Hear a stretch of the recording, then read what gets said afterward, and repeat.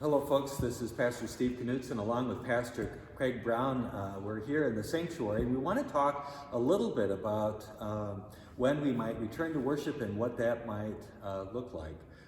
One of the first things that I want to share with you is that we have some of the top doctors of our community who are members of our congregation, and I've been meeting with them along with members of the Executive Committee of Council to learn a little bit more about the virus and when it might be appropriate and safe for us to return for worship. So we really are basing our decision on what we are learning from those doctors.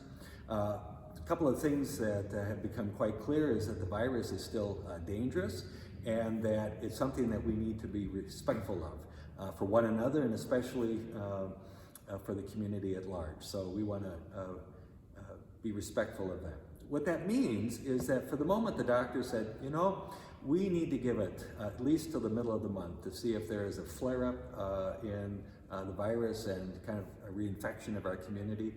And if the rates of infections continue to stay low, then towards the end of the month we can begin making a decision as to when we might return. And when that happens, we'll send a letter out and we'll give everybody a week and a half, 2 weeks to plan in order to do that. And we're not sitting around on our hands here doing nothing. Our leadership, our staff, our church council, our pastors, we're hard at work more than ever trying to figure out how we can do worship, how we can make meaningful worship. We know the number one way is through our live stream worship. We have almost 1,000 people, which Pastor Steve and I are humbled by the amount of people all over the country that are tuning in to worship with us. We're going to continue that.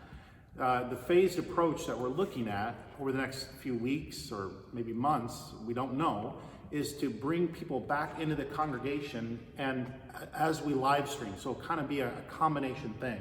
And Pastor Steve, it'll look a lot different, won't it, than we normally worship. We have to understand that. Yeah, so we know that it'll be kind of a phased approach when we return to worship. And so phase one is one where we will be more respectful of the virus and its community spread. And what does that mean? Well, it means that we're going to ask people that when we return to wear a face mask.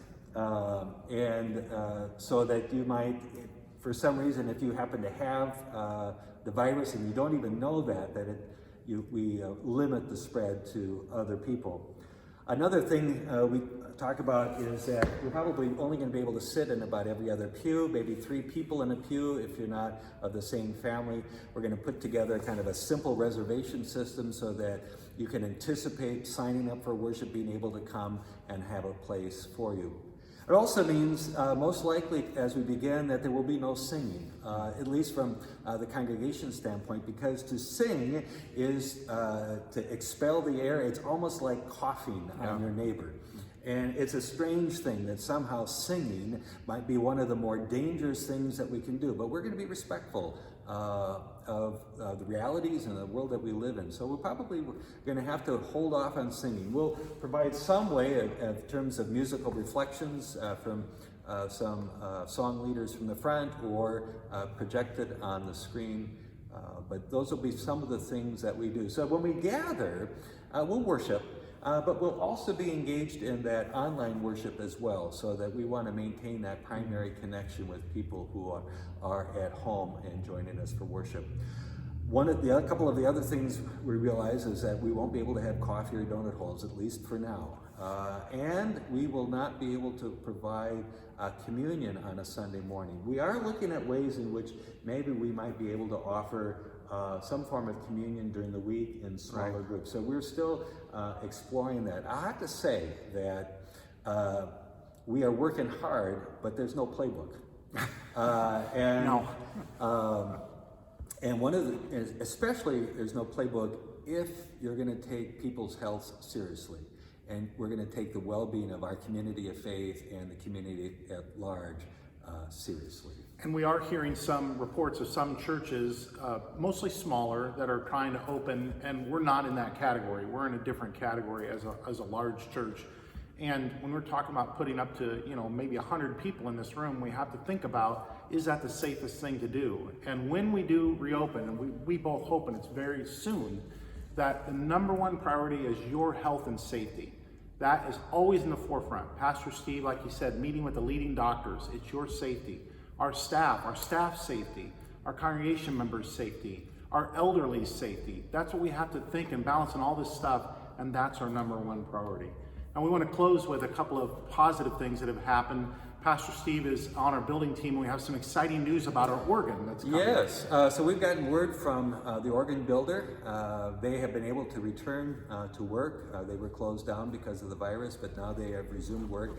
And we anticipate the delivery of the organ in the early part of the fall. So we should have things here by mid-fall pretty much put together and ready to go that way to lead us in song. So I'm really excited about that, because things are actually, given all of the disruptions that we've experienced in this world in our lives, that's actually going to come true and come here and come home and come real sooner than we realized. That's awesome. And also, we're keeping up our efforts to connect with you, our congregation, and keep you connected with each other. So we've been making weekly phone calls. We've now transitioned to monthly phone calls. We still have a team of 70 volunteers that are going to continue to make monthly calls to those of you who would like to receive them. Pastor Steve and I, Pastor Mark, intern Kirsten, we've started writing cards, birthday anniversary cards with handwritten notes in it. We're going to continue that for the next 12 months to let you know how much we personally care about you and want to stay connected. We're finding other online ways with our staff to do all kinds of fun online activities that are starting this month and will continue for this foreseeable future. So hang in there. Any closing words, Pastor Steve?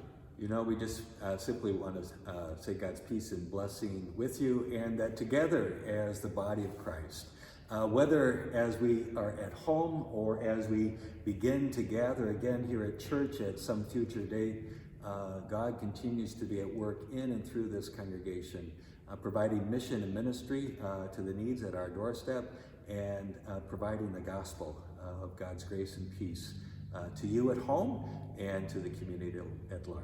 So we just simply say, God be with you and have a great day.